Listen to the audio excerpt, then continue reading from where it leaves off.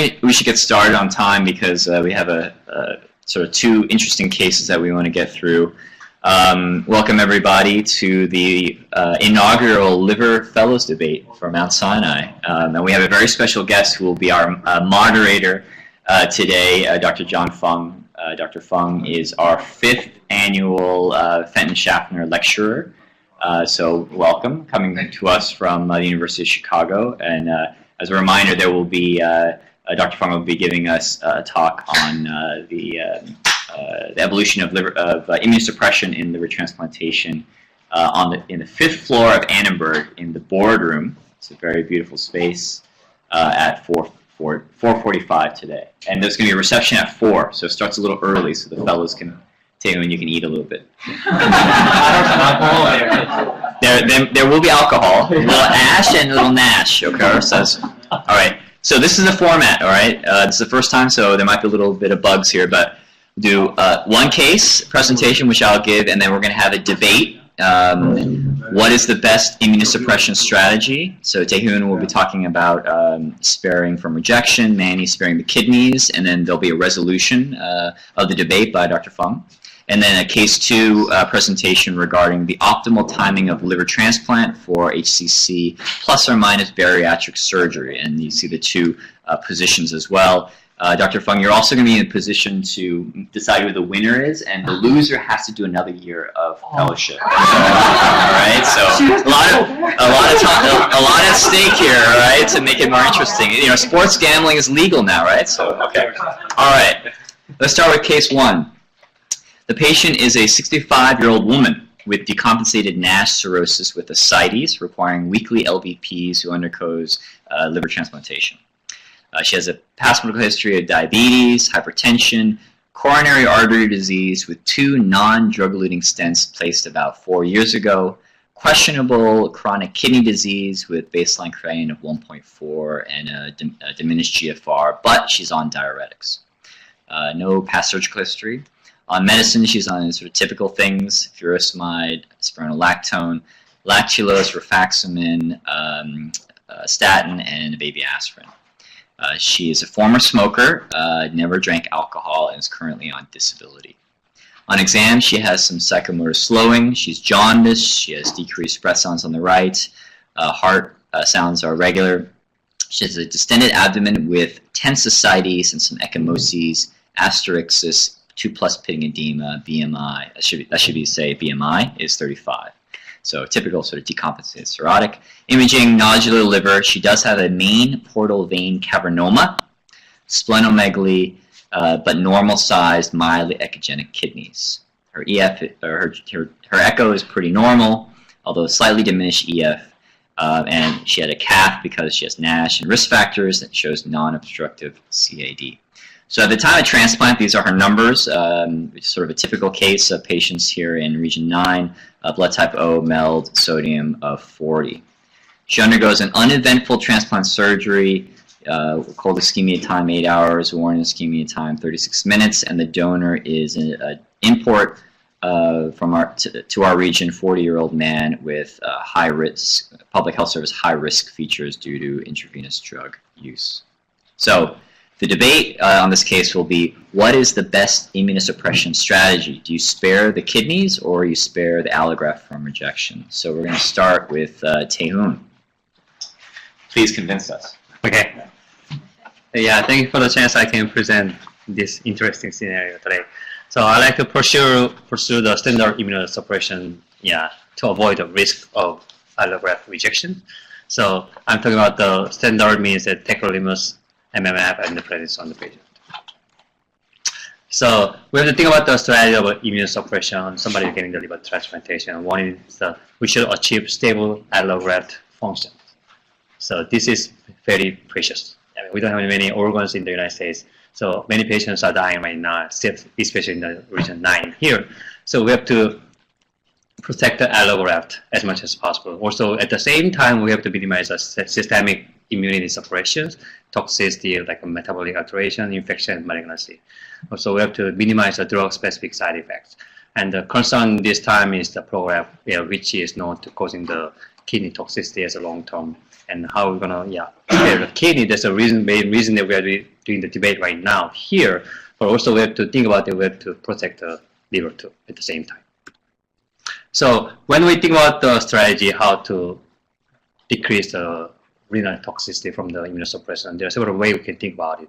One is the induction options. So we can use some induction medication to decrease the doses or delay the doses of program on the patient. And the second time we can change some maintenance medication change. So we can switch the medication to something different which does not known to have a kidney toxicity too.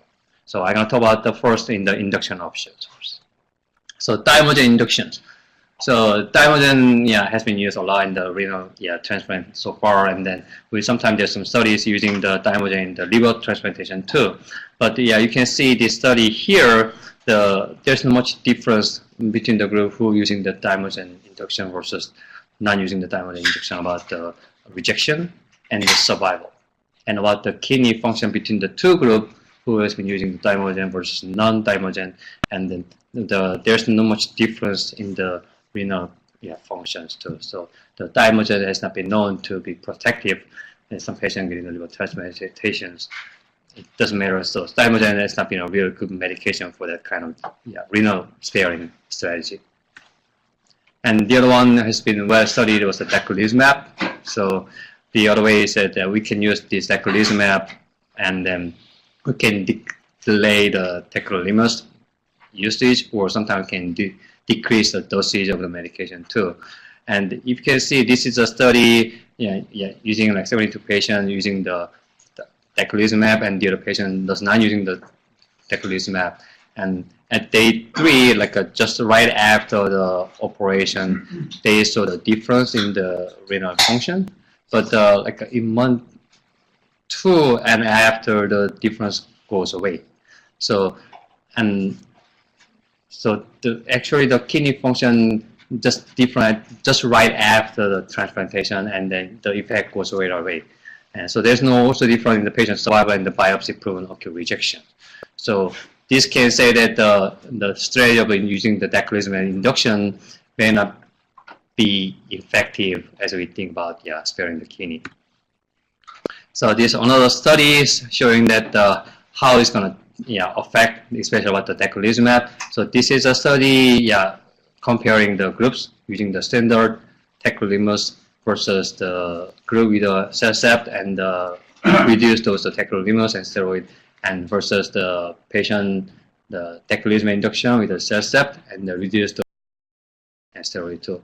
So they are comparing all the things you can see here, but they saw the difference between group A and group C about the renal function. But if you think about this B and C, which B is the one I'm talking about right now, and there's not much difference in the renal function at the week of 52.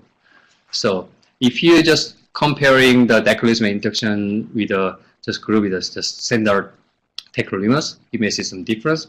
But if you are combining the regimen with the CellCept and the steroid, there's not much difference in the renal function. So this one said, well, tacrolimus induction may not affecting the renal function much too. And the same study, they look at the patient survival and the graft survival, and you can see that with group B and C, not much difference too. And at the same time, if you see the group with the tacrolimus induction, you can see a little bit more recurrence of the liver disease, which may be including the Hep C disease too. So, and also this study, the group A, they used a higher dosage of tacrolimus. So the initial trough level was 5 to 20, and then they tapered it down to 5 to 10, which is already higher than what we're doing here. And then they saw no difference in patient survival and biopsy proven rejections. And basically, this study also mentioned that this study was not designed to evaluate the effect of induction therapy. So this paper, they mentioned that it is difficult to say that the effect of tacrolimus on the survival of the patient too. So going back to the next theme, so we can say that, well, then can we change the maintenance medication for patients to protect the kidney? So one of the things we can think about is the sirolimus, which is mTOR inhibitors, and showing that haven't that much renal toxicity like tacrolimus. So this is the meta-analysis of 11 studies from the initiation of the sirolimus up to 1 year. So they follow the patient, and basically they have like several studies in the randomized controlled trials and the observational studies too. And combined all together, there's no significant difference switching the patient to the sirolimus or not. And at the same time, they found more side effects from the sirolimus, including the risk of infections and the rash, ulcers, and more patients, they are stopping the medication because of some of the issues like that too. So based on this meta-analysis, we can say that sirolimus may not be a good option to spare the kidney. The difference was they're measuring is creatinine or GFR? So this is the, yes, this is GFR. Yeah. And then, well, how about the Everolimus, which is another mTOR inhibitor? And this is the 23rd randomized clinical trial comparing all these studies about the GFR renal impairment. They didn't compare directly with the group like the tacrolimus, Cercept, and steroid versus the Everolimus. But you can see here the group comparing the tacrolimus, Cercept with the steroid versus the tacrolimus. They are favoring the combined medication regimen compared to the tacrolimus by itself. And if you see the Everolimus versus tacrolimus, it's favoring the Everolimus. But if you compare these two groups, you can see that there's not much difference between the two groups too. And if you see tacrolimus plus Everolimus versus the tacrolimus by itself, they are actually favoring for the tacrolimus by itself, the renal function. But if you see the mortality, you can see this tacrolimus with a Cercept and steroid versus tacrolimus group here is favoring for this kind of combination. And if you see this tacrolimus plus Everolimus versus tacrolimus, they are favoring the tacrolimus by itself. And if you just compare Everolimus by itself versus the tacrolimus, they are also favoring the tacrolimus too. Well, about the graft loss, if you compare this combination group versus tacrolimus by itself, favoring the combination. And if you compare tacrolimus with Everolimus versus tacrolimus, they are favoring actually the tacrolimus. So if you see all of this, we can say that, well, Everolimus may not be a good option sparing the kidney function. Also at the same time, the combination is better in the mortality and the graft loss too. So far I told you that diamidine induction does not affect the renal function that much. And that the teclistamab, the induction therapy, it may affect just perioperative time. But the effect goes away quickly, like 2 months later, there's not much difference between the two groups. So this kind of induction therapy is not a good option. And if you change the medication to mTOR inhibitors, there's not much benefit compared to this kind of tacrolimus, Cercept, and steroid combination regimen. And also we know that the sirolimus and Everolimus, there's more risk of graft loss and mortality too. So I favor using the traditional combination medication to protect the liver and save the kidney too at the same time. Thank you.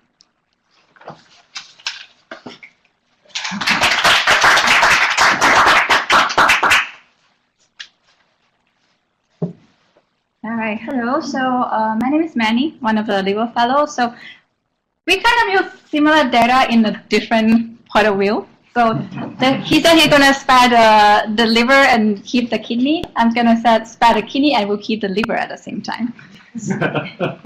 So why is this that we even care that we have to save the kidney in the patient post the liver transplantation? Why not just let it have CKD and not going to do anything different? So this is a study, a very large study from Mayo Clinic, including about 1,200 transplant patients from 1985 to 2012.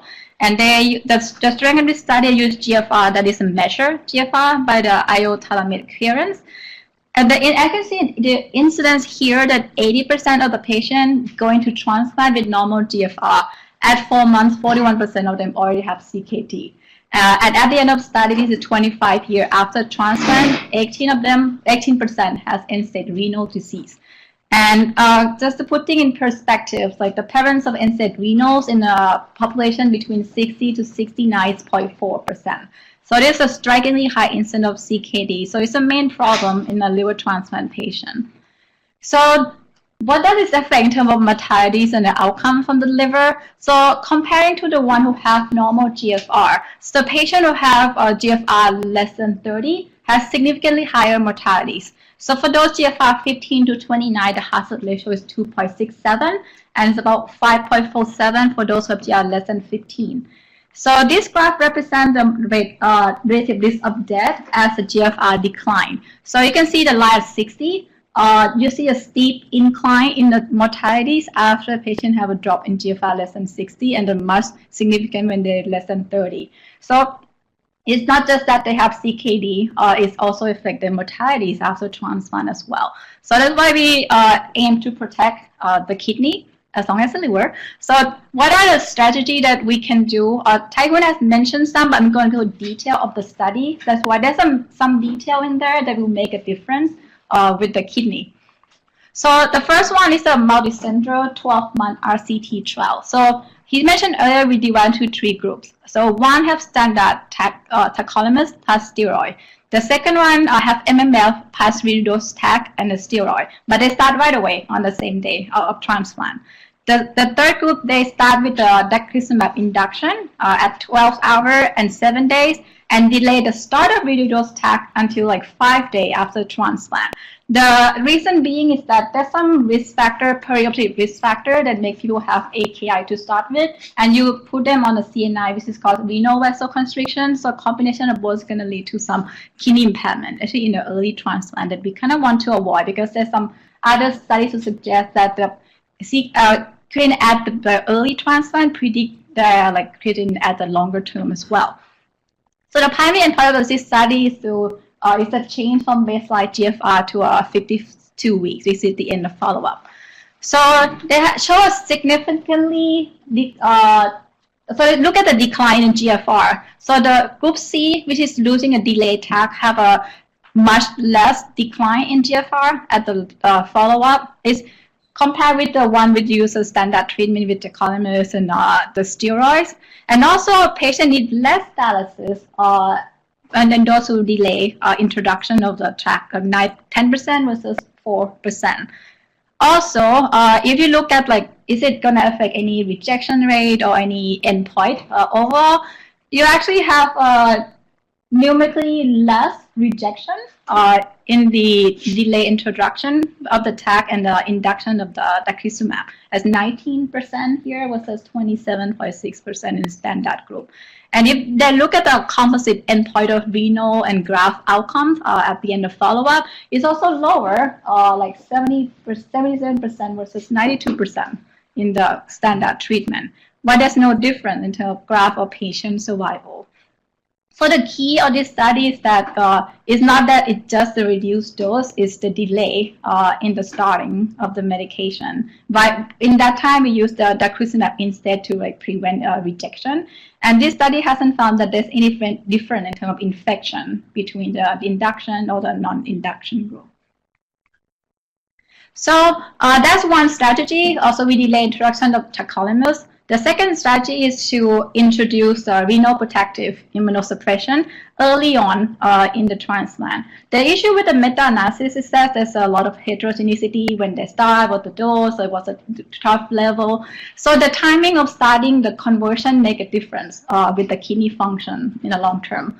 So this is they call it early conversion of Everolimus and with a reduced TAC in the kidney function. So this is a 24-month multicenter dynamic control trial. The primary endpoint of this study is a composite efficacy failure that includes biopsy-proven rejection, graft loss, and death at month 12 post-transplant. And the second endpoint is a change in GFR from randomization to month 12. So this study after 1 month, so patient received their standard treatment, whatever that is, at their center for a month, and at month number 1, after transplant, they randomize patient to 3 groups.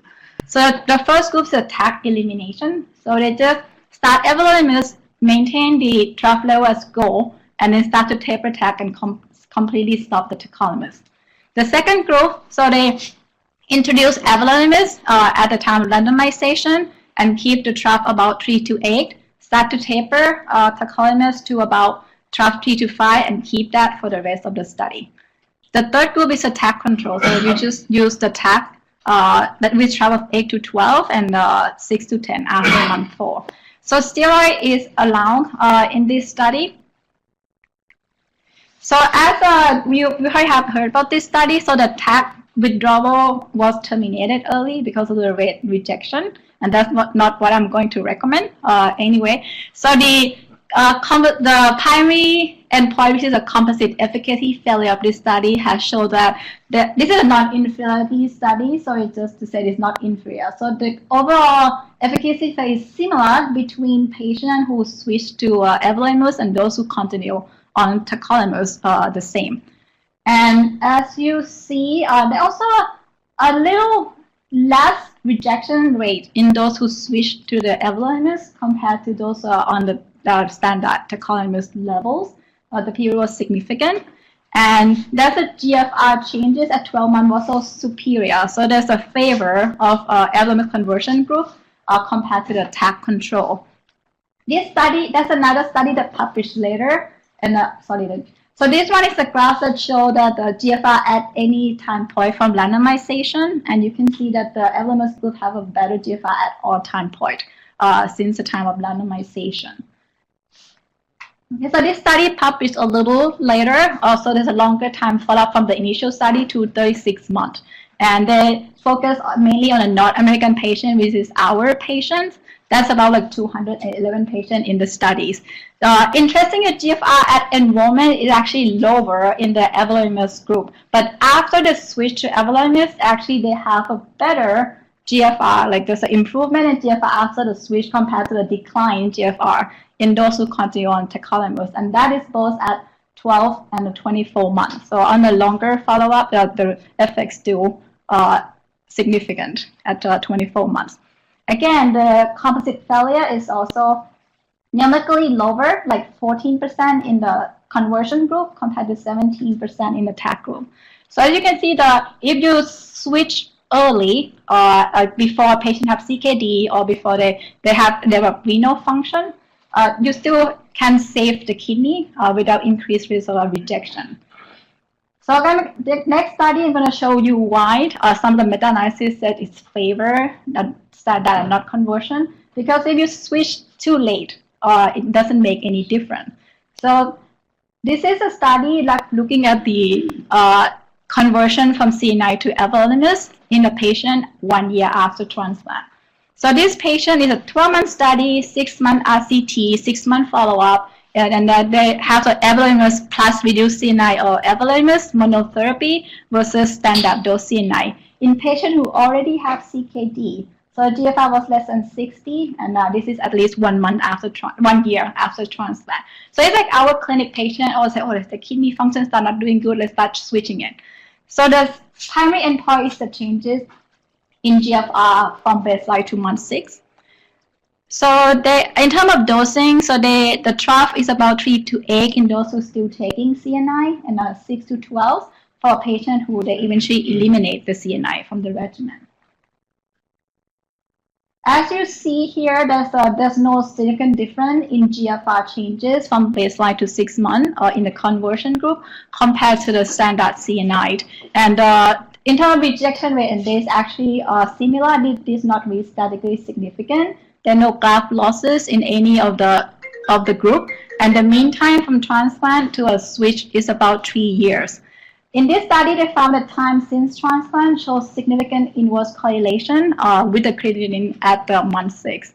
So, and there's other study too that look into it. If you, there has been shown that if you switch if you make the conversion after a year or after patient already have CNI induced nephropathy, usually doesn't make difference. So, what I would recommend is that we should do it early and try to convert to a renal sparing immunosuppression or delay introduction in an early post-op period.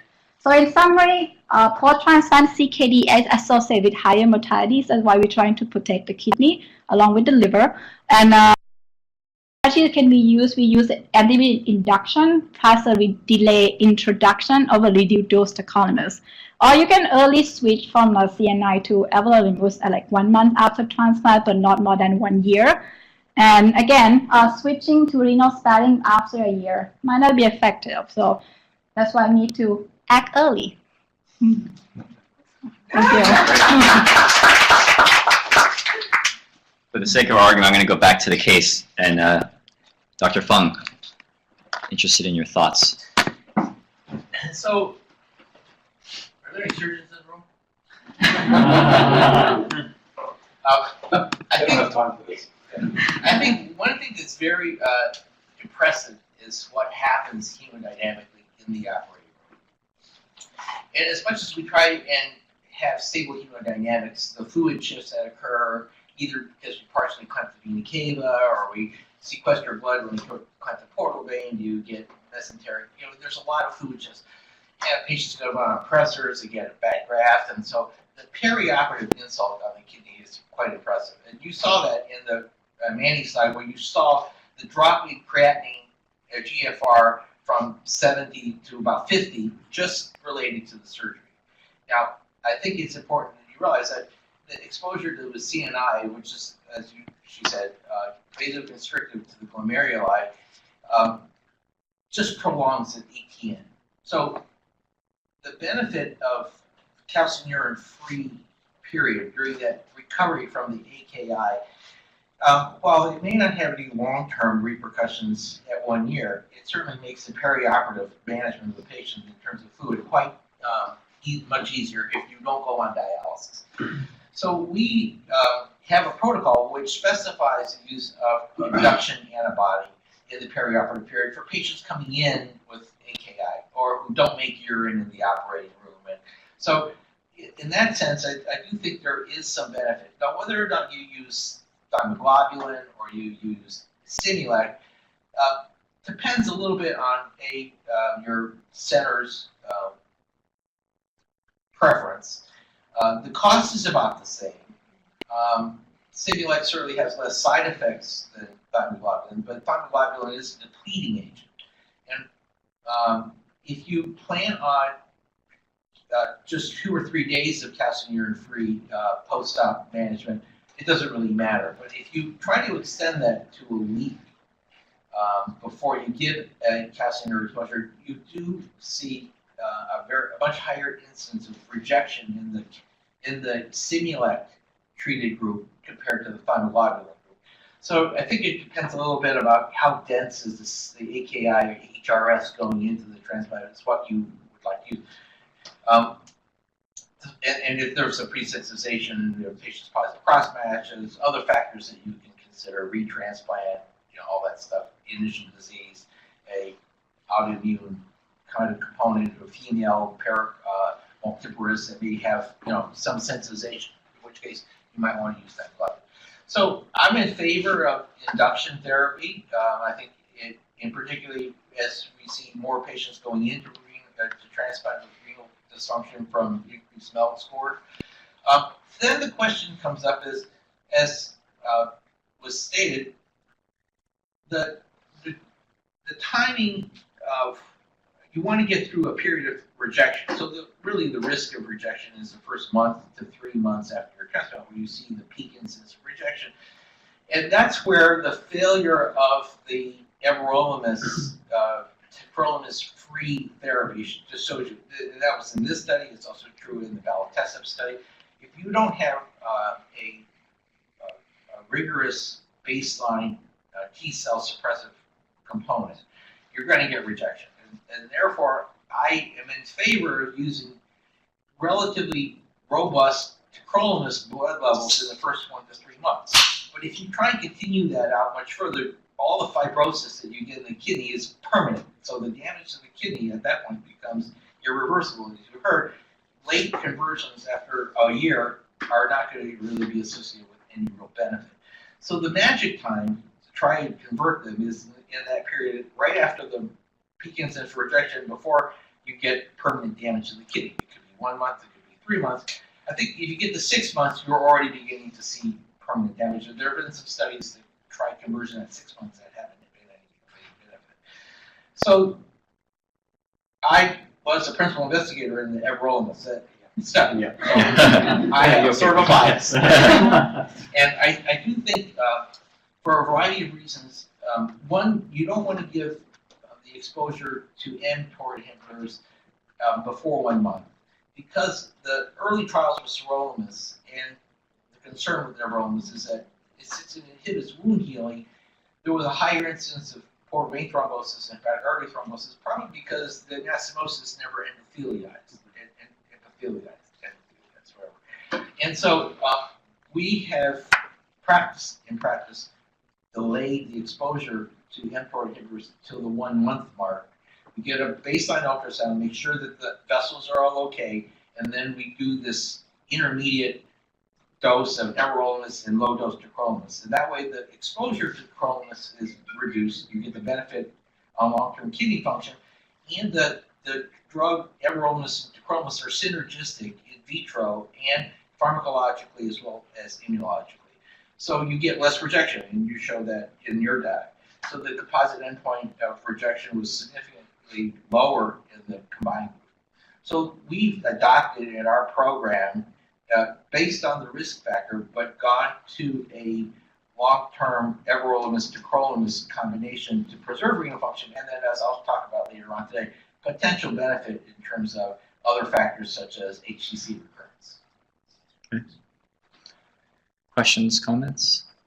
All right, I think for the sake of time, we'll have to move to case 2. Okay. All right. So it sounds like you would be in favor of somewhere in the middle in terms of sparing both the allograft and. I'm not going to grade until afterwards. Okay. Fair enough. All right. So you'll spare the decision. Okay. Pretty Solomonic. All right. Sorry. All right. Let's go to case 2. So case 2 is a patient. 62-year-old man with well-compensated NASH and alcohol-related liver disease with a 2.3 centimeter liver lesion in segment 4. It meets the OPTN criteria for stage 2 HCC. Patient's last drink was 5 years ago. Patient also has a history of hypertension and type 2 diabetes. He has a history of umbilical hernia repair 5 years ago. Is on an ACE and metformin. No family history, doesn't use tobacco or illicit drugs, and is quite functional, very different from our last patient in some ways. He's well-appearing, but he's also morbidly obese. No apparent distress. Like these HCC patients, they look quite well. Lungs are okay, heart sounds fine, abdomen is soft, no jaundice, no asterixis, no edema, but his BMI is 60. Okay. Imaging. What you'd expect, plus partially occluded right portal vein. That's not related to HCC. Splenomegaly, otherwise patent vessels, normal size looking and normal looking kidneys. You can see on his labs here, he is his natural meld is quite low, blood type B though, so it gets a little more priority, at least in our region. Meld sodium of 14, so a very different patient than case 1. So the patient is then listed for liver transplantation here at Mount Sinai, and he is granted HCC standard MELD exception points. Patient undergoes chemoembolization to segment 4. A repeat MRI 1 month later demonstrates perfect control, 100% necrosis, no new HCC, but some mild, slight perihepatic ascites.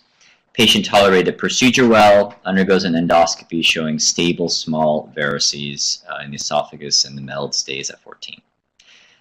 Repeat scans over the next 1 year demonstrate no HCC recurrence or de novo HCC and the stable portal vein thrombosis. Now his MELD exception is up to 30, blood type B, and the patient is starting to receive organ offers including Hep C positive donors. So the topic of debate is, what is the optimal time of liver transplantation for this case of HCC that's under good control? Should we transplant the patient at all?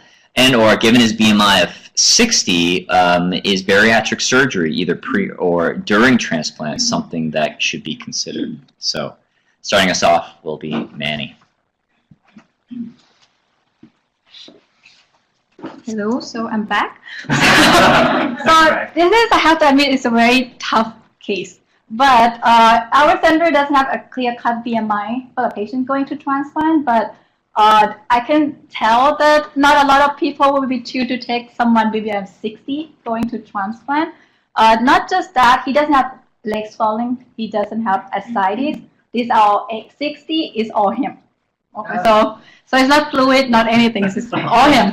So the first one, if he was my patient and he's someone who like marginally transplant candidate, I probably would have chosen IFA over TACE if it's technically feasible. The reason being because like IFAs also have less overall recurrence than TACE, and in terms of recurrence that would preclude future transplant candidate for him is actually very low. I'm going to go briefly in terms of what they call aggressive intrasegmental recurrence, which is a type of recurrence of an IFA that actually might preclude you from transplant, but it's actually very low. So this is a retrospective study of about 500 patients. AI is defined by the tumor recurrence at least 6 months of disease-free from the initial IFA, and they recur as a multiple tumor, at least tumor, or infiltrative mass around the same segment that was treated. And it's not at the site of the ablation zone. This is not local recurrence.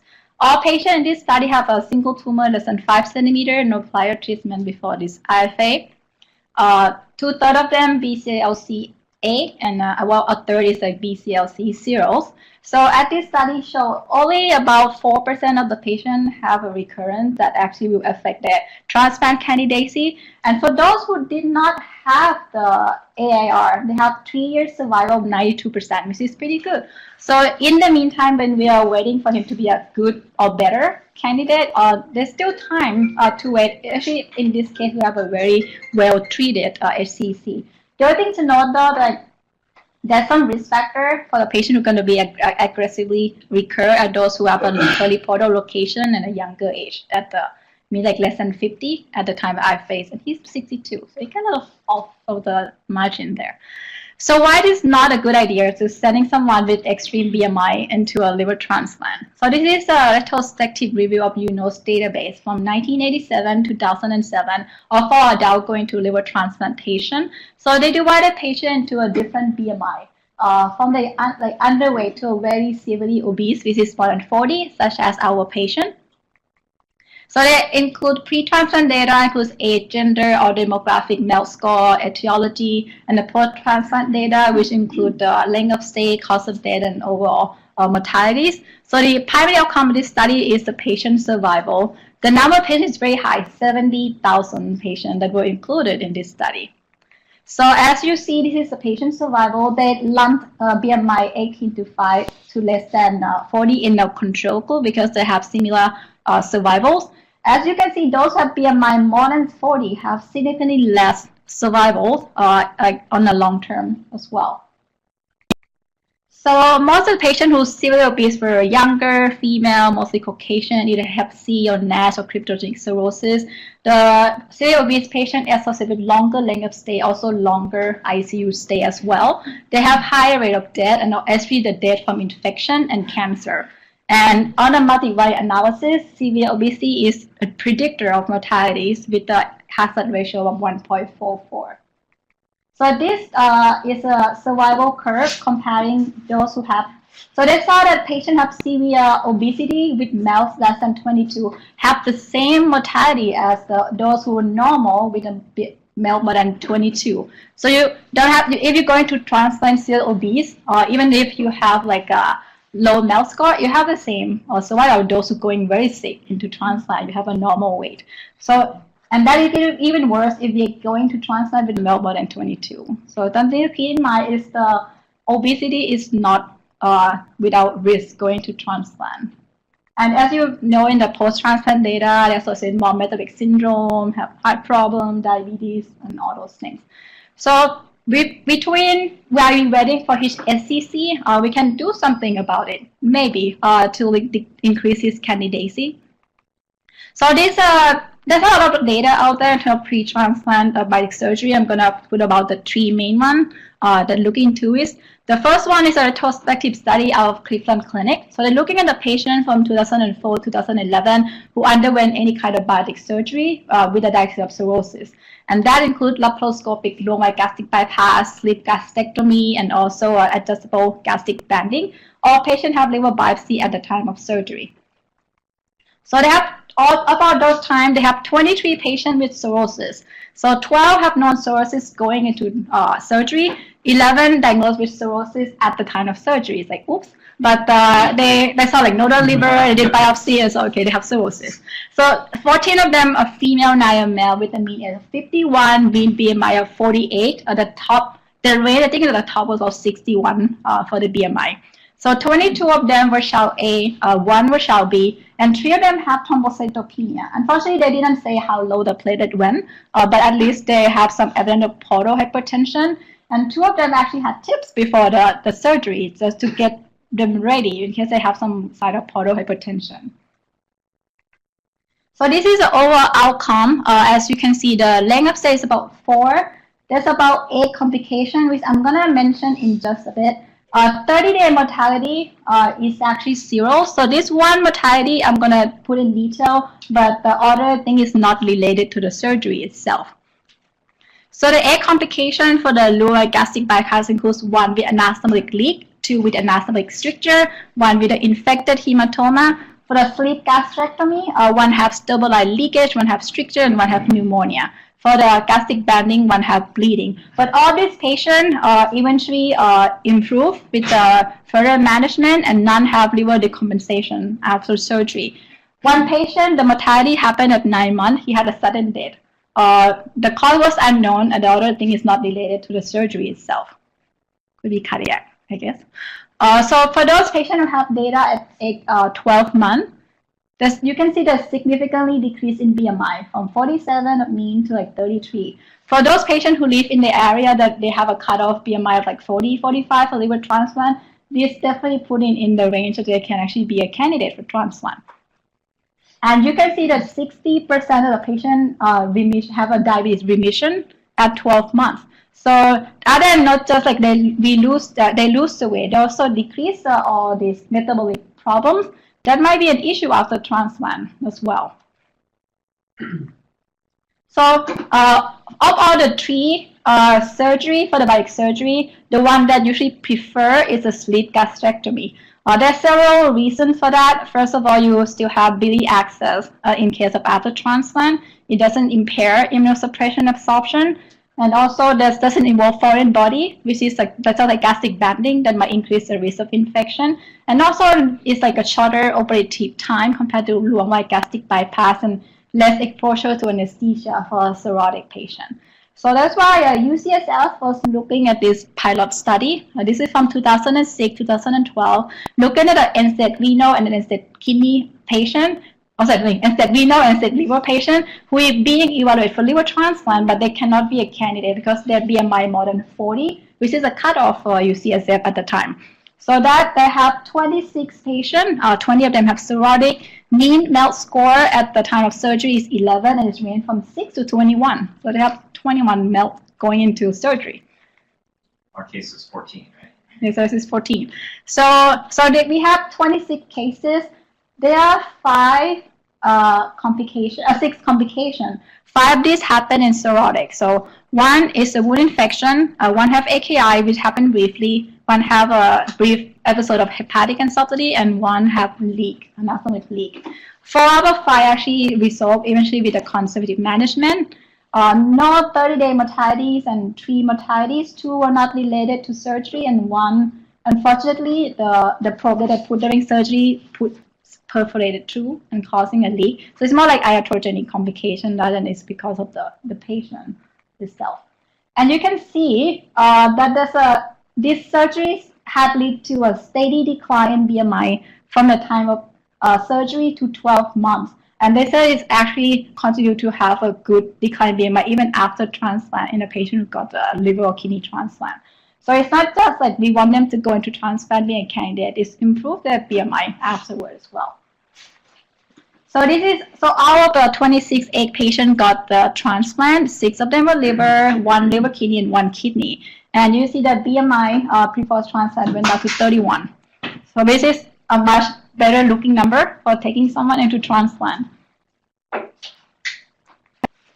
For someone who's getting nervous about putting someone into a surgery, like cirrhotic, have little ascites, this is a new kit on the box, the Intragastric balloon. So there's not data out there. This is, I think, the first study that looked into it. It's a case study from India.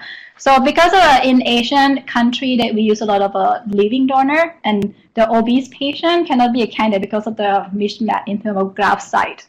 So that's why they're trying to find a way to make a patient lose weight so that it can be a candidate for a living donor. So included 8 patients who have BMI more than 40 for possible deceased donor and 35 to 40 for someone for living donor. So none of the patients have a large varices, no history of variceal bleeding, no gastric varices, no gastric ulcer, no PSC. This is our patient. He doesn't have any of this. And all except 1 have decompensated liver disease. 5 of them have ascites already. And the mean Pritzker score went from is about 8. So it ranged from about 5 to 11 in this patient. And 5 of them decompensated already. So this is a demographic of 8 patients. So 5 of 8 eventually undergo liver transplantation. The percent weight loss is ranging from like none to 26%. Right, so there's no major complication in this patient. I just wanted to mention something. There's some report about like complication with gastric balloon. There's a new balloon that's just launched not too long ago. It's called the SPAS balloon. And this one is adjustable, meaning you can start low and increase later. And it's like you can keep it up to a year as well instead of 6 months. So you have a prolonged time of weight loss. So in terms of complication, all patients have some nausea, vomiting that lasts less than 24 hours. 1 patient need to be admitted longer than 1 day for that, but after decrease the volume, patient tolerate until the time of transplant that remove the balloon. 1 patient has small hematosis from gastric erosion, did not require any blood transfusion. So patient, actually the balloon was not removed. So the patient was put on PPI BID and they can keep the balloon until 1 month before transplant that they remove it. 1 patient opt out by own reason. So gastric balloon still might be an option for someone that we want them to lose weight, for them to be a candidate for transplant, and they have some decompensation or portal hypertension that you want to put you through surgery. So in summary, the rate of SC recurrence that would preclude transplant after IFA was low. So if I were taking up this patient, I probably might have to use IFA instead of test. Severe obesity was associated with higher mortality after transplantation. So the pre-transplant biopsy surgery is feasible in a very well-selected patient, compensated without significant portal hypertension, and might improve the transplant candidacy as well. Thank you. Okay, so I'm back. It's time for me to attack her. So I think this patient should go to the liver transplantation at the same time with the sleeve gastrectomy. So we have to think about 2 points. The first is the risk of ACC recurrence, somebody getting the taste, even it was like complete response. And also we have to think about the risk of bariatric surgery in liver cirrhosis patients. So, well, we know the ACC recur a lot, and this is just the study. Somebody have a resection compared to the transplantation. The recurrence rate is much different. I mean, you can see like transplantation they are doing very good compared to the resection patient, which we thought a complete resolution, but still a lot of patients they are recurring almost like 70% in 5 years.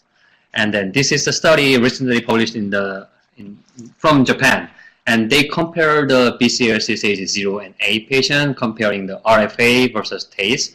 You can see that TACE much more recurrent, compared to the RFA.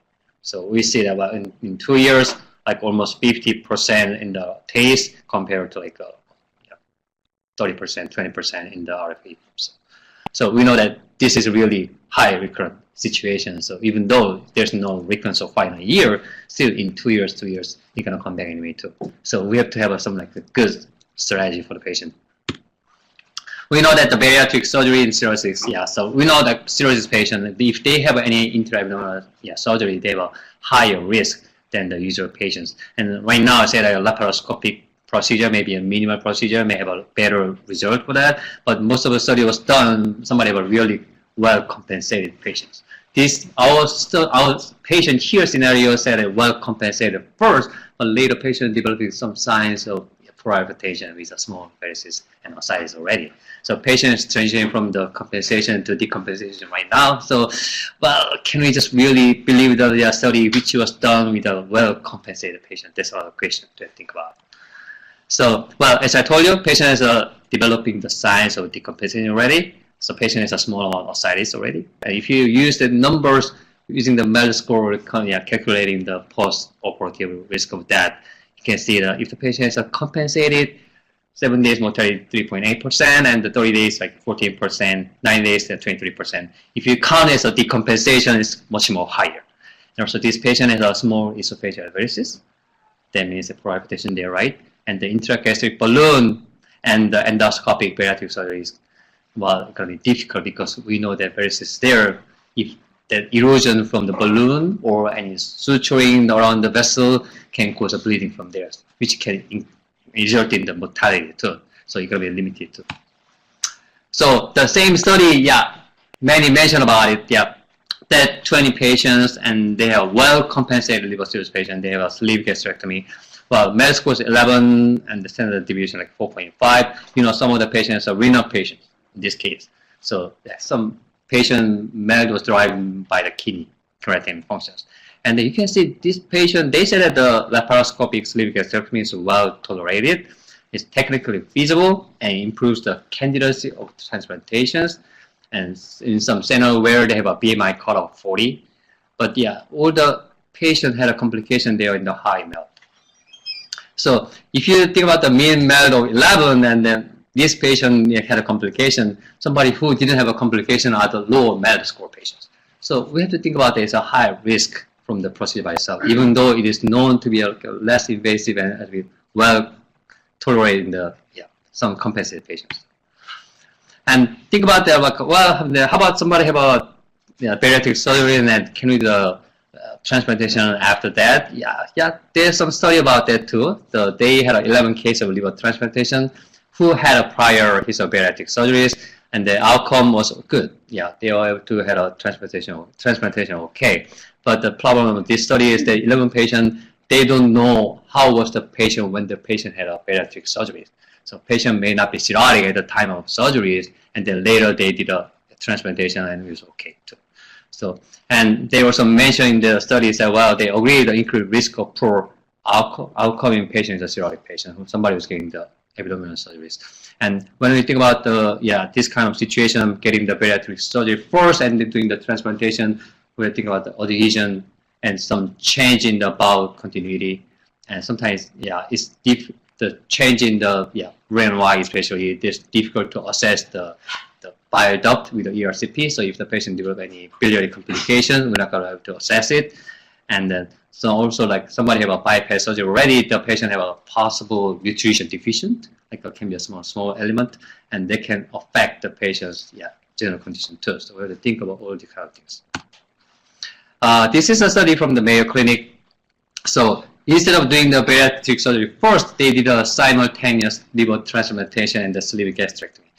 They have like several patients. 2 of them are like a BMI more than 60 patient. 1 of them is a fulminant patient. And they said, well, if they did the simultaneous procedures, well, you can see that the weight loss. So somebody who just had a liver transplantation, they gain back their weight. But somebody have a simultaneous transplantation and sleeve gastrectomy, they lose more weight and it's less longer. There's not much difference in the survival too. And also about the effect of obesity in the transplantation, the traditional thought is that, okay, obesity is a risk factor for poor outcome in liver transplantation. But some studies are coming out right now saying that, well, it may not be the obesity by itself. It may be the complication of the obesity, including the diabetes and some heart issue, hyperlipidemia, all that kind of things. So this is the study combining all the study to see if really obesity is the risk factor for transplantation poor outcome or not. It's combined, it's not. So data that may be just comorbidities which is related to the obesity by itself. So in summary, so the risk of ACC recurrence is super high on this patient. Even this patient has a taste, not the RFA. And this patient is developing the signs of decompensation already. So the risk of surgery is quite high. And we know that transplantation at the same time of sleeve gastrectomy is a good way. It's a durable weight loss, and then transplantation is always also good too. And then also we know that new studies are coming out about obesity, which may not be the risk factor for poor outcome. So while we are getting the additional risk getting the sleeve gastrectomy, let's just do it at the same time, both of them. That's my position. Thank you. Thanks, Seung. So in this BMI 60 patient, perfectly controlled HCC for more than a year, is it worth it, Dr. Fung? So we debate this problem too. We don't have a threshold either, but 60 would be about that point where I'd say, no thanks. The patient has poor hypertension, and so that we know is a risk factor. And I think both of you clearly showed that in spite of the safety of bariatric surgery, poor hypertension is going to have a technical component as well as a potential decompensation. Even though it doesn't occur that much, it can occur. I think the decision of doing it really depends on the degree of port hypertension and if you have a bariatric surgeon that feels comfortable about doing it.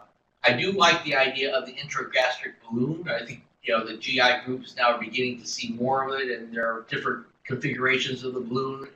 In fact, when I talked to Julie Heinbach, who did the Mayo series, they are beginning to put those into patients with high MELD scores, just to enact the beginning of the weight loss.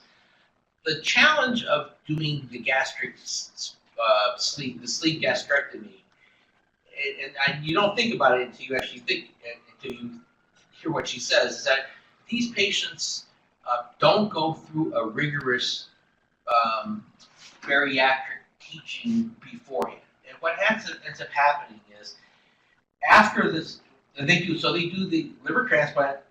There's great exposure because you get your rib protectors in. And basically, she says that they put the bougie in, they size up the thing, they take a stapler and they staple across. It's really pretty easy to do.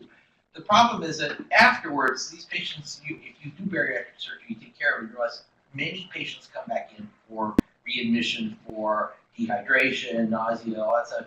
And it's particularly seen in this group of patients also. So the challenge is getting their meds down and nutrition in the perioperative period can be quite challenging.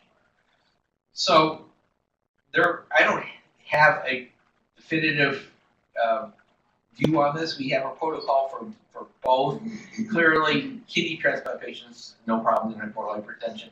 I do think the idea of putting the tips in to try and decompress them and then go bariatric surgery is reasonable, particularly if you're not going to transplant that patient. You've got nothing to lose.